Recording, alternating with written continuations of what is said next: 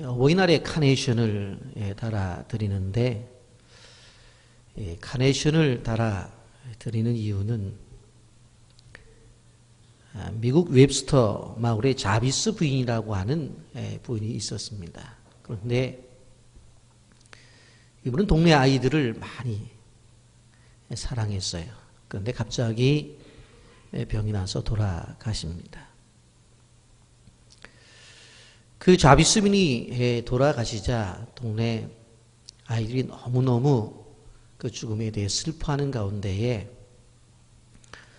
그 딸이 자기 집 앞에 있는 카네이션을 이제 하나를 안고 와서 돌아가신 어머니의 영전에 바치게 됩니다.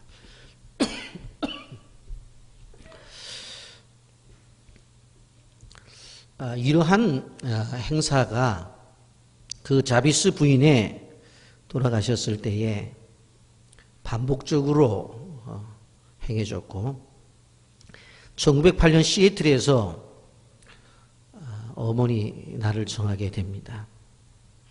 그리고는 우리나라에서는 1925년 5월 8일을 어머니 날로 정했고 잘 지켜오다가 아이를 어머니 혼자 키웠냐 아버지도 키웠지. 그래서 1973년부터 어머니 날을 어버이날로 변경을 해서 지금까지 지켜오고 있습니다. 부모에게 효도를 한다고 하는 것은 그리스도인이 가지고 있는 본성이라고 하는 것을 우리는 알아야 됩니다. 성경에 보면 효자도 나오고 효부도 나오는데 대표적으로 보면 효부 그러면 루시고 효자 그러면 요셉을 이야기할 수가 있는데 오늘 우리는 이 요셉을 통해서 그리스도인들의 효에 대해서 좀 말씀을 나누면서 은혜를 나누고자 합니다. 효를 이야기하게 되어진다고 한다면은 자식이 부모에게 효도를 하는 건데 부모가 효도를 받을 만한 그러한 분이면 효도를 하는 것이고 그렇지 않으면 안 해도 되는 것이냐 절대로 그렇지 않다라고 하는 것입니다. 여러분 우리는 이 요셉의 효도를 볼 수가 있는데 요셉의 아버지가 누구예요? 바로 야곱이에요. 그런데 야곱은 생각해보면 많은 부족함이 있었습니다. 여러분 야곱이 제일 먼저 결혼한 사람이 바로 레아라고 하는 여인하고 결혼을 하게 되는데 결혼하고 나서 나중에 또 처제를 또 데리고 살아요. 그리고는 바로 그 레아의 부인과 라헬의 부인을 또 자기 부인으로 맞아요. 그래서 부인이 무려 4명이었다는 말씀입니다. 그런 일로 인해서 가정의 갈등이 찾아왔습니다. 그런 것을 보게 되어질 때에 요셉의 부모인 야곱은 정말 이렇게 효도를 받을 만한 그런 사람이기 때문에 효도를 받았느냐 그렇게 이야기할 수 없다는 거예요. 그리고 우리가 알다시피 야곱이 얼마나 욕심이 많은 사람입니까? 그런 것들을 바라볼 때에 참 요셉의 아버지인 야곱은 허물이 많은 사람이었는데 그래도 끝까지 요셉이 이 아버지 야곱을 향해서 효도를 다한 것을 바라볼 수가 있습니다.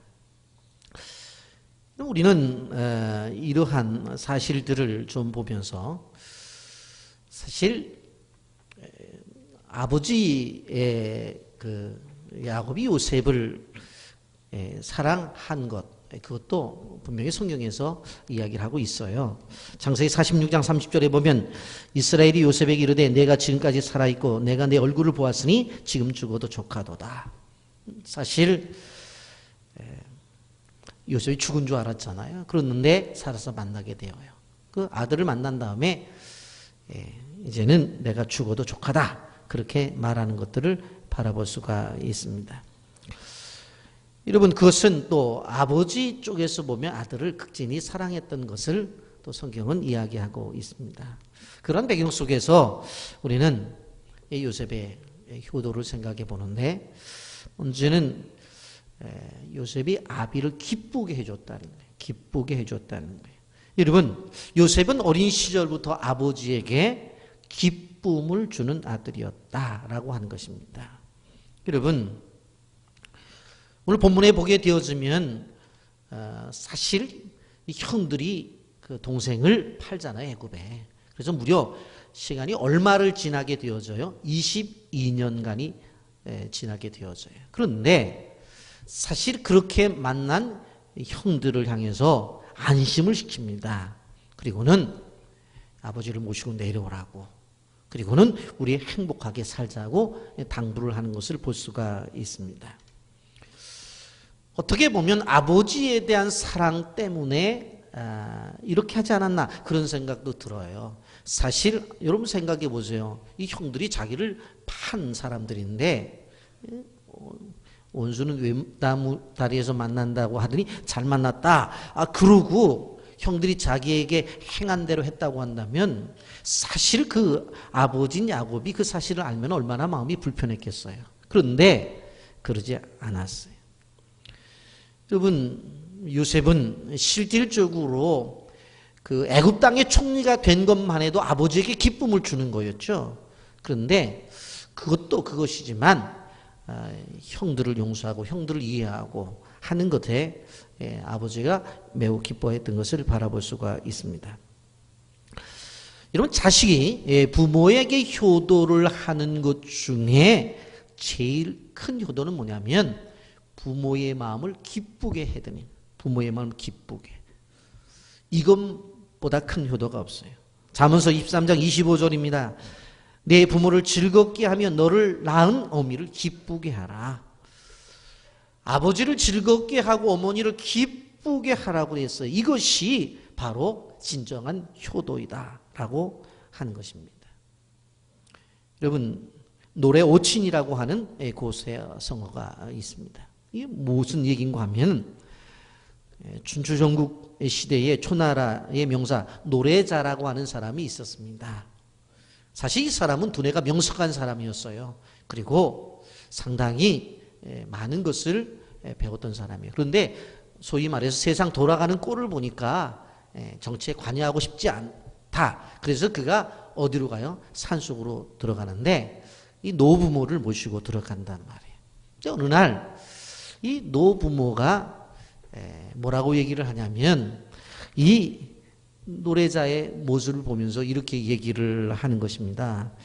야, 아들이 이렇게 늙었으니 우리 살 날이 얼마 남지 않았구나. 그렇게 얘기를 하는 거예요. 그때 이 노래자의 나이가 한 70이 넘을 때예요. 그러니까 이 부모가 자기의 나이 간음을 누구를 보고 하는 거예요? 자식을 보고 하는 거예요. 자식이 머리가 허옇고 늙으니까 야, 내 인생 살 날이 얼마 안 남았구나. 그렇게 이야기를 해요. 그래서 노래자가 그 이야기를 듣고 깜짝 놀라가지고 어떻게 해요? 색동옷을 지어 입어요. 그리고 작은 북을 두드리면서 춤을 추면서 그 부모님 앞에서 재롱잔치를 해요. 나이가 몇 살이라고요? 나이 70인 노인네가 재롱잔치를 해요. 그러면서 그 부모님을 기쁘게 해줘요. 거기서 나온 말이 바로 노래 오친이라고 하는 말이 나왔어요. 여러분, 우리가 기억해야 될 것이 뭔가 하면 효도의 가장 기본적인 건 뭐냐면 부모의 마음을 읽어주는 거예요. 부모의 마음을 읽어주는 거. 부모의 마음을 알아주는 거예요. 이런 기독교는 워낙 효도의 종교입니다. 그래서 육신적으로 나온 부모를 효도하고 그리고 하늘의 부모님께 효도하는 이 종교가 기독교입니다. 맹자는 5가지의 불효에 대해서 이야기를 했는데 첫째, 게을러서 부모님을 돌보지 않는 것. 둘째, 도박과 술 때문에 부모님 받던 일에 게을리하는 것. 셋째, 돈과 처자식만 알고 부모님을 신경 쓰지 않는 것. 넷째는 눈과 귀의 만족에 급급하여 부모님을 욕되게 하는 것. 다섯째, 싸움질 잘하고 성질이 사나워서 부모님을 금신되게 하는 일. 이것이 불효라고 말을 했어요. 맹자가 말을 했어요. 여러분, 이렇게 이야기를 하면 아니 성경을 이야기하시지 왜 동양의 철학을 이야기하냐고 말할 수 있을지 모르지만 그러나 여러분 우리가 알아야 되는 것은 뭐냐면 세상 속에 하나님께서 일반 은총이라는 걸 두셨어요. 믿지 않는 사람들도 부모가 자식을 사랑하고 자식은 부모를 공경하는 것은 꼭 믿음의 사람만이 하는 것이 아니라 믿지 않는 사람 세계 속에서도 있어야 돼요. 이게 바로 일반 은총이라고 말해요. 그래서 우리는 이러한 일반 은총 속에서 일어나는 일들도 그리스도인들이 따라가고 그대로 행해야 된다는 것을 우리는 알아야 돼요. 자식은 부모를 근심시켜서는 안 돼요. 좋은 옷을 사주었다고, 좋은 음식을 사드렸다고, 그것만이 효도가 아니라 부모님의 마음을 읽어드리는 것, 그리고 그 부모님을 기쁘게 해드리는 것, 그것이 가장 좋은 효도다라고 하는 것을 우리는 기억해야 됩니다. 여러분, 효도는 언제나 할 수 있는 게 아닙니다. 효도는 시간의 제한을 받습니다. 부모님이 돌아가시면 더 이상의 효도를 할 시간이 없어요. 그래서 돌아가신 다음에 아무리 제사상을 차려놓고 상다리가 부러지도록 차려놔도 소용이 없는 거예요. 살아 계실 때 해야 되는 거예요. 여러분, 부모님과의 관계 속에서 항상 시간은 어떻게 생각해야 돼요? 오늘이 이 남은 날 중에 부모님이 가장 젊은 날이다. 더 이상 시간이 주어지질 않아요. 따라서 하십시오. 오늘이 이제 남은 날 중에 부모님이 가장 젊은 날이다. 뭐 철학적인 얘기 아니에요. 맞는 얘기지. 오늘이 부모님에게 있어서 가장 젊은 날이에요. 젊은 날이에요. 자, 그런데 이 요셉이 아비에게 순종을 하는 자녀인 것을 볼 수가 있습니다. 이런 요셉이 애굽에 팔리기 전의 상태로 한번 가볼까요? 형들이 자기를 얼마나 미워했어요. 정말로 미워했거든요. 그런데 그런 상태에 있었을 때에 아버지가 불러서 뭐라고 말을 해요? 야, 형들에게 한번 가봐. 그리고 양떼들이 잘 있나 한번 가보라고 심부름을 해요. 창세기 37장 14절인데 이스라엘이 그에게 이르되 가서 내 형들과 양떼가 다 잘 있는지를 보고 돌아와 내가 말하라 하고 그를 헤브론 골짜기에 보내니 그가 세겜으로 가니라 그랬어요. 형들이 자기를 다 미워하는 줄 알았다. 그런데 형들에게 가라고 할 때 어떻게 해요? 가요. 어떻게 보면 무슨 일이 일어날지 몰라요. 그런데 그곳에 가잖아요. 결국 가서 어떻게 되어져요? 형들이 파놓은 구덩이에 던져지게 되어지고 결국은 어떻게 되어집니까? 애굽으로 팔려가는 것을 볼 수가 있어요. 순종했기 때문에 그래요. 나중에 이제 이 요셉과 야곱이 만나잖아요. 그런데 야곱이 이제 죽게 되어질 때 뭐라고 말을 하냐면은 창세기 49장 29절입니다. 그가 그들에게 명하이르되 내가 내 조상들에게로 돌아가리니 나를 햇사람 헤브론의 바데굴에 우리 선조와 함께 장사하라 그랬어요. 지금 애굽 땅에서 살고 있어요. 그런데 애굽 땅에서 살고 있는 야곱이 나 죽으면 그 가나안에 있는 선산으로 장례를 치러달라는 거예요. 여러분, 지금은 뭐 교통편이 좋으니까 그것 충분하죠. 그런데 한번 생각을 해보세요. 예? 이 애굽에서 소위 이집트에서 가나안 땅까지 그 짧은 거리가 아니에요. 그런데 이 생각 없는 노인네가 그 유언을 하는 거예요. 예? 그런데 놀란 것이 뭐예요? 창세기 50장 13절에 보면 그를 지켜줘요. 그를 가나안 땅으로 메어다가 마므레 앞 막벨라 발굴에 장사하였으니 이는 아브라함이 해쪽 속 에브론에게 밭과 함께 사서 매장지를 삼은 것이더라. 아브라함이 이미 사놓은 그 선산에 이 야곱을 장사를 지내요. 그러니까 돌아가신 아버지의 유언도 그대로 들어줘요. 그러니까 아버지가 살아 계실 때에 이야기한 것도 하나없이 다 듣고 순종했고 아버지가 돌아가시면서 부탁한 것도 끝까지 들어서 장례도 잘 마무리하는 것을 볼 수가 있어요. 그러니 요셉이야말로 어떤 사람이다? 바로 이 순종을 통한 효도의 사람이다 하는 것을 볼 수가 있습니다. 가정들 가운데 보면 고부간의 갈등이 있는 가정들이 있습니다. 어느 집에서 시어머니 말하니까 어머니가 또박또박 얘기합니다. 그랬더니 시어머니가 야, 넌 그 시어머니가 얘기를 하면 말을 들어야 되지 왜 이렇게 말이 많냐 그랬더니 어머니 제가 뭐 무슨 말 대답하는 게 아니라 아니 경우가 그렇잖아요. 이치가 그렇잖아요. 한번 따져보자고 그렇게 얘기를 했어요. 그런데 따져보면 젊은 며느리의 말이 맞죠. 이치를 따져보면 맞을 수 있죠. 대개다 나이든 노인네가 틀릴 때가 많아요. 그런데 부모와 자녀 간의 관계는 이치를 따지는 관계가 아니에요. 따지는 관계가 아니에요. 시시비비를 가리는 관계가 아니에요. 그것이 따져지면 효도가 안 돼요. 효도는 이치와 논리로 접근되어지는 것이 아니에요. 그냥 순종하는 거예요. 그게 성경적이에요. 여러분 예수님께서도 하나님 아버지께 절대 순종했잖아요. 예수님의 생일을 보세요. 한 번도 아니요 하신 적이 없어요. 마지막에 죽기까지. 하루는 하나님 부르셔서 뭐라고 말해요? 야, 너 죽어야 되겠다. 왜 죽어야 돼요? 저 사람들을 위해서 죽어야 돼요.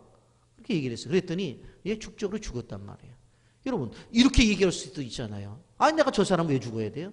내가 저 사람들을 위해서 왜 내가 십자가를 짊어져야 돼요? 내가 저 사람들을 위해서 죽어야 될 이유가 뭐가 있냐고 그렇게 말을 할 수 있는데 한마디도 말씀하지 않고 어떻게 해요? 그냥 십자가에 죽으신 거예요. 여러분 누가복음 2장 51절 말씀 중요하기 때문에 한번 다 같이 읽어볼까요? 누가복음 2장 51절 시작. 예수께서 함께 내려가사 나사렛에 이르러 순종하여 받으시더라 그랬어요. 예수님께서 나사렛에 이르러 순종하여 받으시더라. 누구에게? 부모에게. 그런데 여기 순종이라고 하는 단어를 헬라말로 휘포타소라는 단어를 썼어요. 근데 이 휘포타소라고 하는 뜻은 통제에 따르다, 지시에 따르다 그런 뜻을 갖고 있어요. 그러니까 부모님이 이야기하는 얘기에 대해서 순종하며 따라왔다는 이야기인데 여기에 이 휘포타소라고 하는 말을 보니까 바로 현재 분사를 사용하고 있어요. 뭐 조금 공부를 해본 사람들은 이 분사가 무슨 뜻을 갖고 있는 줄 알아요. 무슨 얘기입니까? 이거는 한 번 하고 만 것이 아니에요. 뭐 한 2번 정도 하고 만 것이 아니에요. 한 100번 정도 한 것이 아니라 현재 분사라는 것은 지금도 끊임없이 순종하고 있는 상태, 그걸 말하는 거예요. 예수님의 삶을 통해서 부모와 자녀 간의 관계 속에서 무엇인가 하면 아유 내가 복잡한 일을 내가 오늘은 뭐 했으니까 다음부터 내가 말 듣나 봐라. 그런 게 아니라는 거예요. 그리고 또 한 번 있으면 아이고 또 한 번 뭐 들어주지 그러고 또 많은 게 아니라 예수님이 부모님과의 관계 속에서는 뭐예요? 바로 순종한 그 상태 그대로가 끊임없이 유지가 되어졌다. 이게 뭐예요? 바로 현재 분사예요. 이것이 휘포타소라는 단어 속에 담겨져 있는 거예요. 그러니까 예수님은 순종을 하게 되어질 때에 바로 그 육신의 부모님에게 순종 상태를 유지하고 매일매일 지냈던 거예요. 순종 상태를 유지하고. 여러분 존 웨슬레이의 어머니 수산나가 아이를 몇 키웠냐면 19명을 키웠습니다. 그런데 키우면서 이 어려서부터 자기 고집을 꺾지 않으면 나중에 순종하지 않는다고 그런 생각을 해서 아주 어렸을 때 호되게 가르쳤어요. 그래서 결국 그 자녀 가운데서 누가 나와요? 감리교의 창시자인 요한 웨슬레가 나오는 것을 바라볼 수가 있습니다. 여러분 이런 말이 있어요. 잘 들어보세요. 아이들이 4살이 되었을 때는 아버지가 모든 것을 다 하는 그 능력이 있는 존재라고 믿는다는 거예요. 저도 경험을 했어요. 우리 큰아이 데리고 이제 어렸을 때 이제 교회 앞에서 나가게 되면 뭐 제가 아무것도 안 갖고 이제 나갔는데 조금만 걸다가 힘들면 택시 세우는 거예요. 차 타고 가잖아요. 세우라는 거예요. 돈이 하나도 없는데 있는 거예요. 돈 안 갖고 왔다고도 뭐 믿지를 않아. 걔는 무조건. 그런 나중에 힘들면 이제 업어달라는 거예요. 그러니까 아버지는 모든 것을 해줄 수 있는 능력이 있는 존재라고 믿는 거예요. 그 다음에 12살쯤 되면은 머리가 가서 좀 아버지가 부족한 것이 있는 것처럼 그렇게 느껴진대요.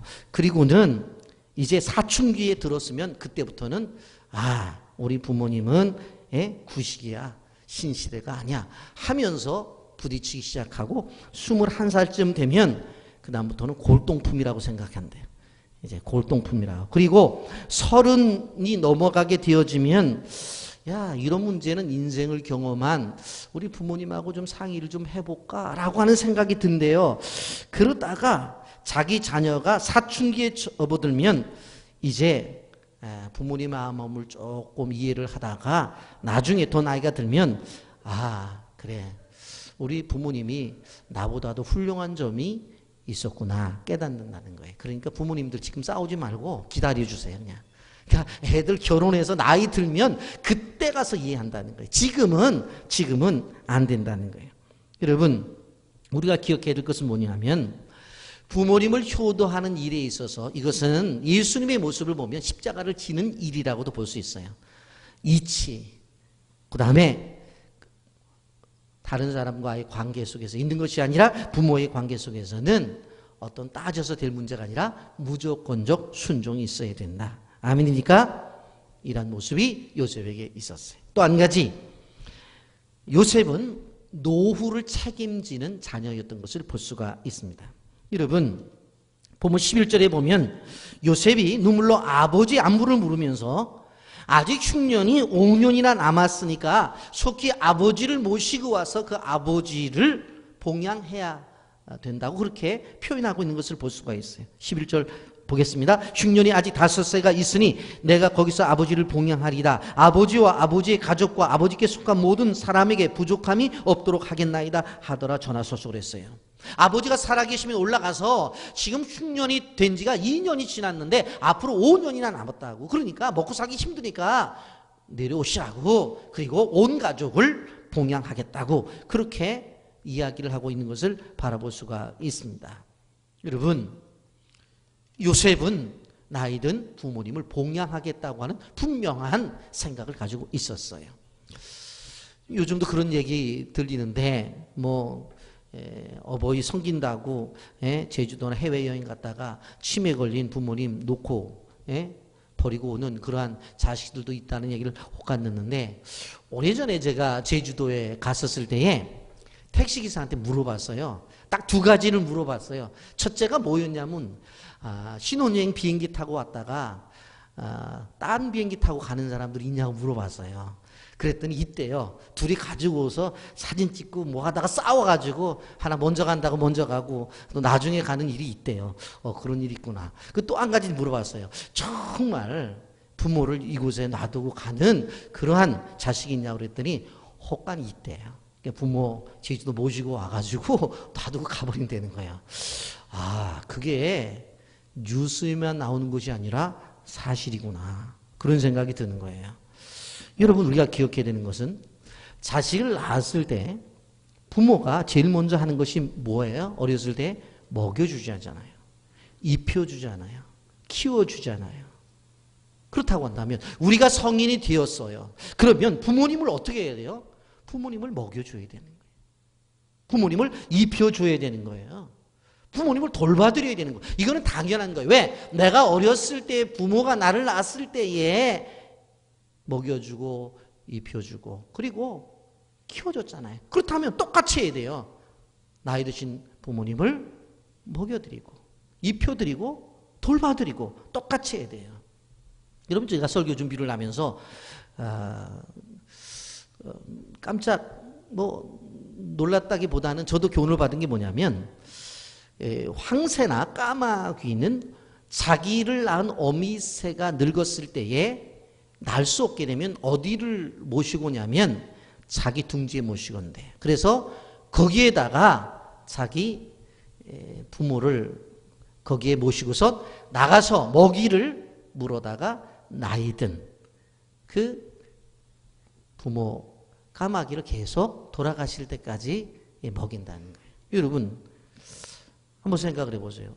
나는 날짐승도 이런데 부모를 모시지 않는다고 하면 그 진정한 사람이라고 할 수가 있을까 하는 겁니다. 여러분, 디모데전서 5장 8절에 뭐라고 말해요? 누구든지 자기 친족, 특히 자기 가족을 돌보지 아니하면 믿음을 배반한 자의 불신자보다 더 악한 자라고 그랬어요. 자기 친족, 특히 자기 가족을 돌보지 아니하면 믿음을 배반한 자의 불신자보다 더 악하다. 디모데전서 5장 4절에 보면 만일 어떤 과부에게 자녀나 손자들이 있거든 그들로 먼저 자기 집에서 효를 행하여 부모에게 보답하기를 배우게 하라. 이것이 하나님 앞에 받으실 만한 것이니라. 그렇게 말씀하고 있습니다. 가정 안에서 효를 행하는 것은 하나님의 뜻이에요. 자기 가족을, 친족을 돌아보지 않는 사람은 믿음을 배반한 자요 불신자보다 더 악하다고 말씀하고 있습니다. 여러분,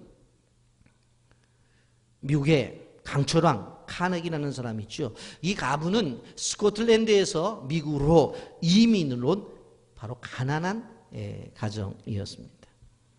그 가정에서 태어난 이 카네기가 아버지는 행상을 했어요. 엄마는 늘 이런저런 일을 하면서 자식을 키워냈어요.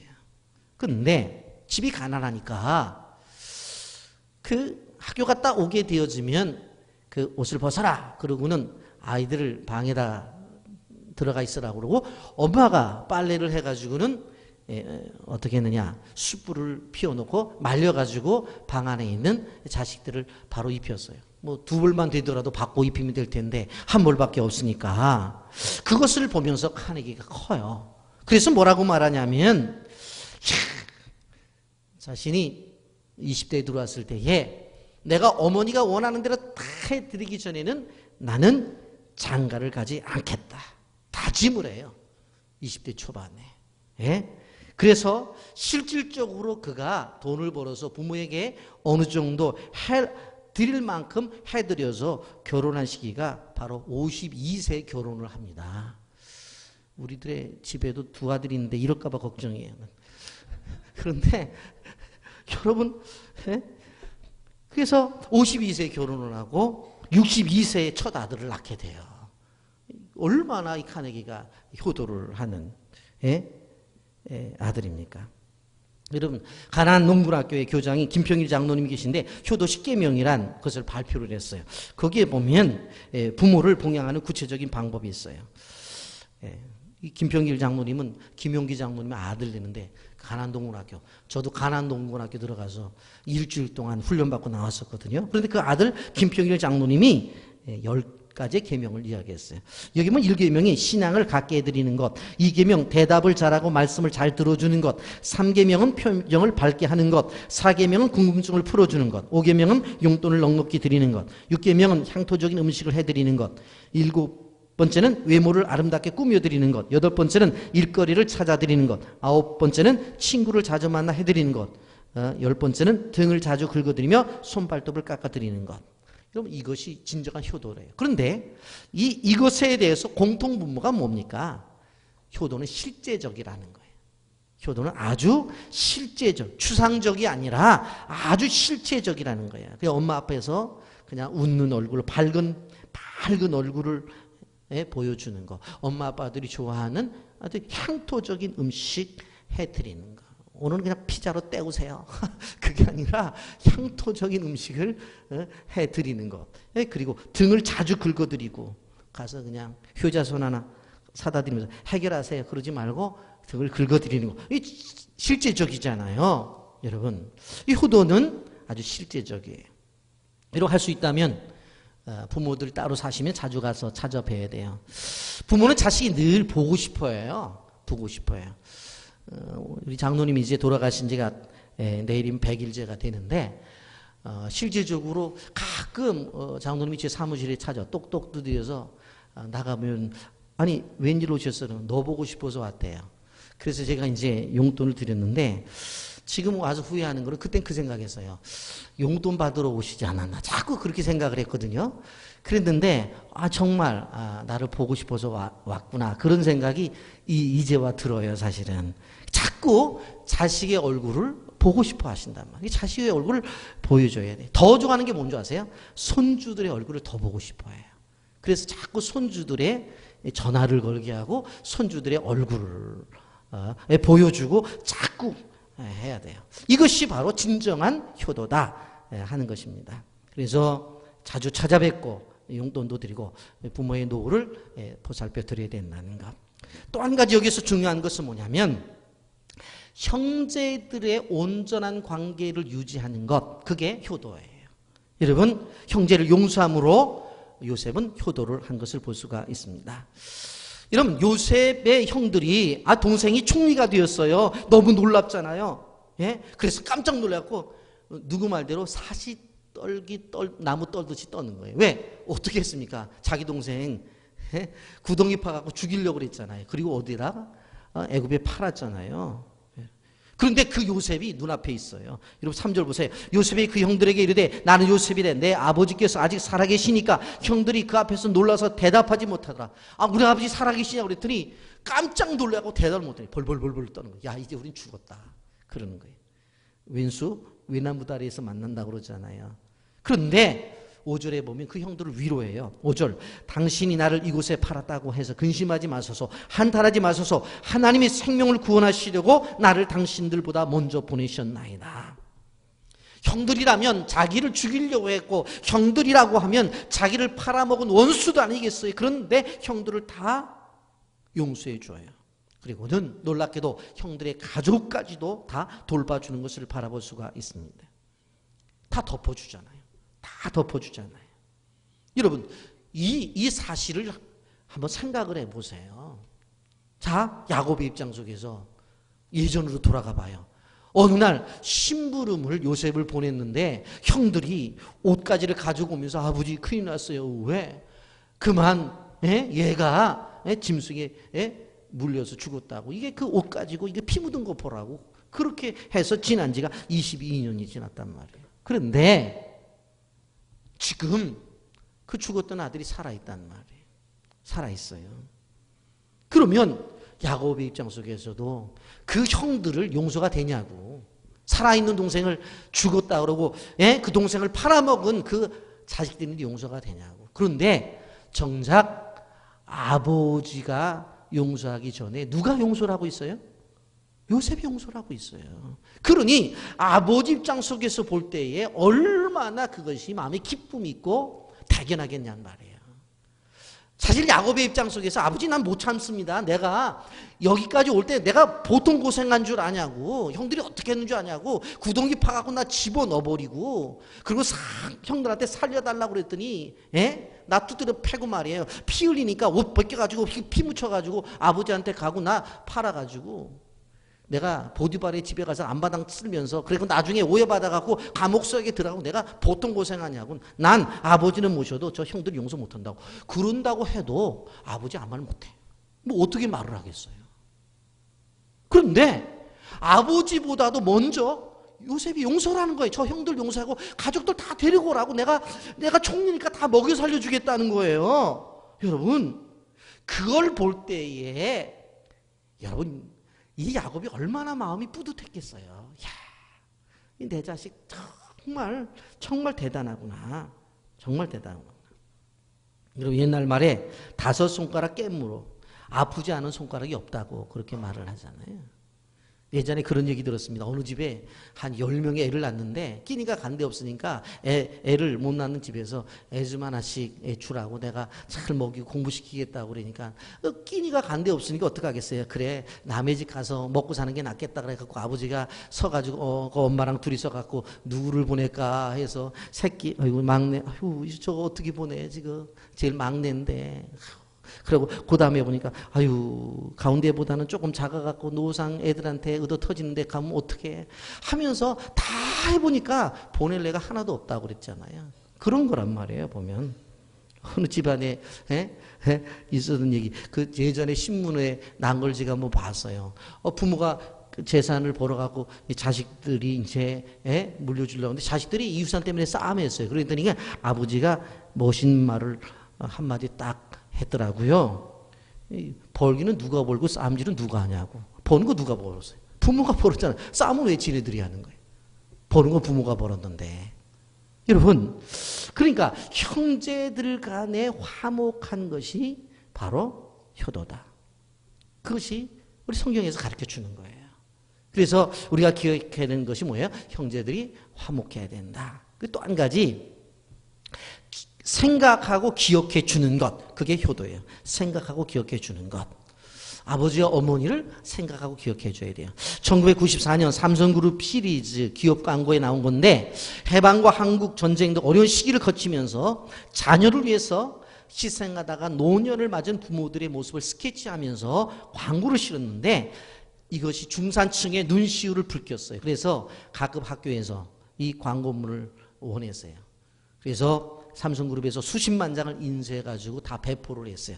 그 내용이 오늘 주보에 여러분들 한 장씩 나눠드렸는데 아버지와 어머니라고 하는 글을 한번 다 같이 읽어보도록 하겠습니다.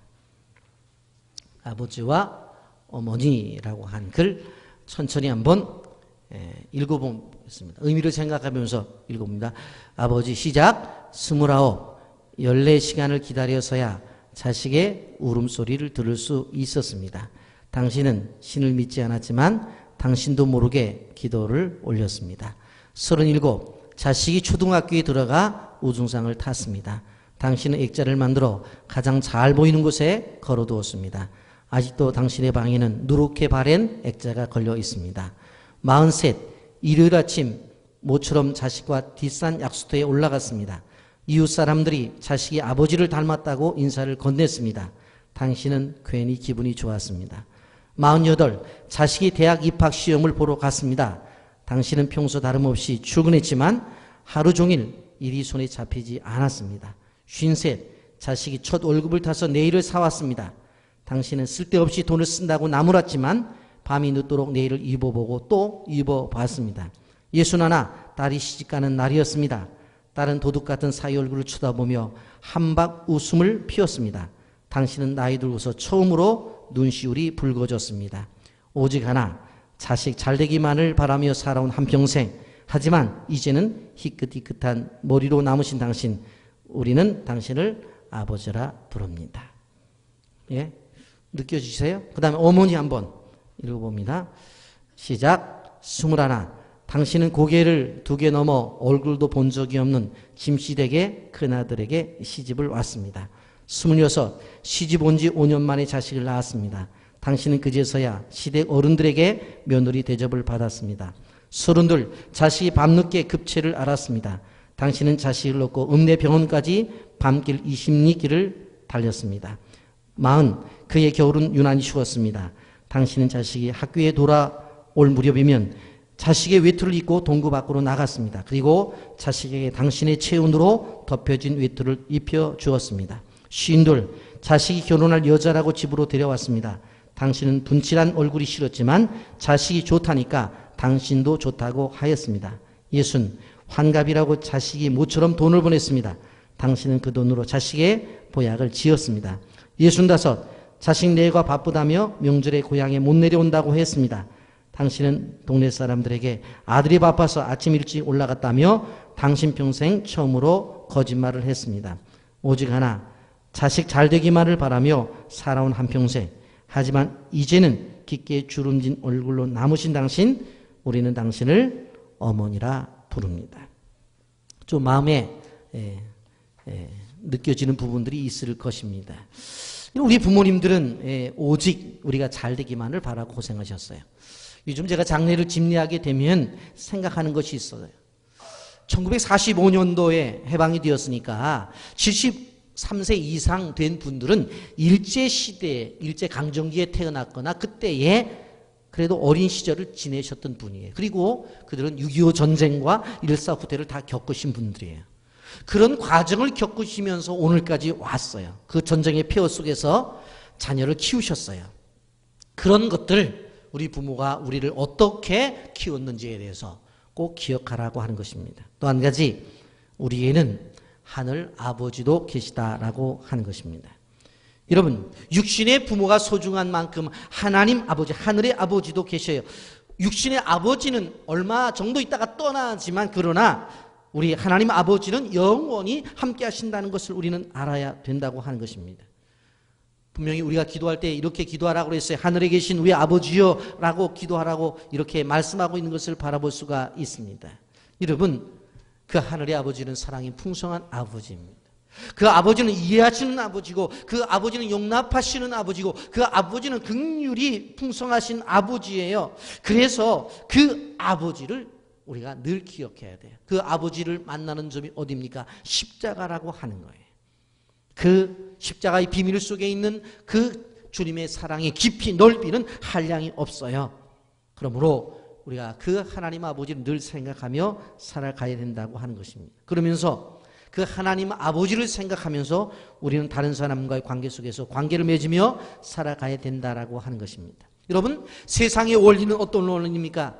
내게 선을 행하면 나도 선대하고, 내게 악을 행하면 나도 악을 그 사람에게 행한다라고 하는 것이 세상의 원리예요. 그런데 십자가의 원리는 어떻습니까? 용서와 희생과 섬김과 사랑이 그 속에 담겨져 있어요. 여러분, 그러므로 예수 그리스도를 영접한 사람들은 세상의 사람들과 다른 관점을 가지는 거예요. 다른 사람이 나에게 잘하면 나도 잘해줄게. 다른 사람에게 나에게 잘못해? 나도 똑같이 갚아주마. 그게 그리스도인의 사고방식이 아니에요. 그리스도인의 사고방식은 뭐예요? 용서, 희생, 섬김, 사랑. 요셉에게서 볼 수 있는 거예요. 넓은 마음이 있어야 되는 거예요. 예수님의 십자가는 모든 것을 품는 거예요. 어떠한 죄인도 예수님은 품어주셨어요. 자기를 찔러 죽이는 그 군병들을 향해서도 저들의 죄를 저들에게 돌리지 말아달라고 말해요. 우리는 이기적인 그리스도인이 돼서는 안 돼요. 담심이 가득한 그리스도인이 돼서는 안 돼요. 나눠주고 섬겨주며 이웃의 유익을 생각하며 나가는 그리스도인이 되어져야 되는 거예요. 어떻게 가능해요? 하나님 아버지의 마음을 품으면 가능하다고 하는 것입니다. 여러분, 오늘 말씀을 정리하면서 우리가 잘 아는 동요 한 곡을 들으면서 말씀을 정리해 나가려고 합니다. 어버이 주일 같이 불러도 좋을 노래인데 여러분들 눈가에 이슬이 맺힐 것 같아서 듣기만 했습니다. 우리가 어버이 주일을 지내면서 교회 설립 26주년을 지내는 기념주일입니다. 이런 우리 교회가 이제까지 올 수 있었던 것 다 놀라운 하나님의 은혜였습니다. 물론 우리의 눈물의 기도, 남모르는 희생이 있었던 것을 분명합니다. 그러나 그 위에 하나님 아버지의 돌보심이 있었기에 이 어려운 시대를 이끌어 왔던 것입니다. 26년 전에 지하에 60평의 공간을 세어 얻어서 저희 집사람과 아이 둘을 데리고 아무도 연고도 없는 인천에 와서 개척을 해서 이렇게 하나님께서 정말 열방을 품에 꿈은 그러한 하나님의 교회를 세워주셨다는 것은 바로 하나님의 은혜였다고 하는 것을 고백합니다. 우리는 오늘을 지내면서 요셉의 육신의 아버지 야곱에게까지 효도했던 모습, 그 모습이 축복의 열매를 맺을 수 있다라고 하는 것을 우리는 기억해야 됩니다. 여러분, 효도할 수 있는 부모가 있다는 것, 축복받은 자녀란 증거입니다. 여러분, 설사 부모님이 나이가 많았지만 치매를 앓아 병들어 누워 있을지라도 우리는 그분을 사랑할 수밖에 없어요. 왜냐하면 부모가 내게 무엇을 해줄 수 있어서가 아니라 그냥 부모이니까 그 부모를 사랑해야 된다라고 하는 것입니다. 어릴 적에 기저귀를 갈아주고 밥을 먹여주었기에 연로하신 부모님을 우리가 돌봐드려야 되는 것, 그것이 당연하다. 불신자들도 행하는데 믿는 사람이 그것을 행하지 않으면 안 된다라고 하는 사실을 기억하면서 우리가 행해야 돼. 물론 이 바쁜 세상 속에서 부모를 섬긴다는 일들, 시간이 들어가요. 물질이 들어가요. 에너지가 뺏길 수 있어요. 그러나 우리가 그렇다 할지라도 우리를 낳은 부모님들에게 정말 효도를 함으로 말미암아 하나님께서 우리에게 주시는 하나님의 복을 받으시기를 예수님의 이름으로 축복합니다. 아멘. 거룩하신 하나님 아버지, 은혜와 사랑을 감사합니다.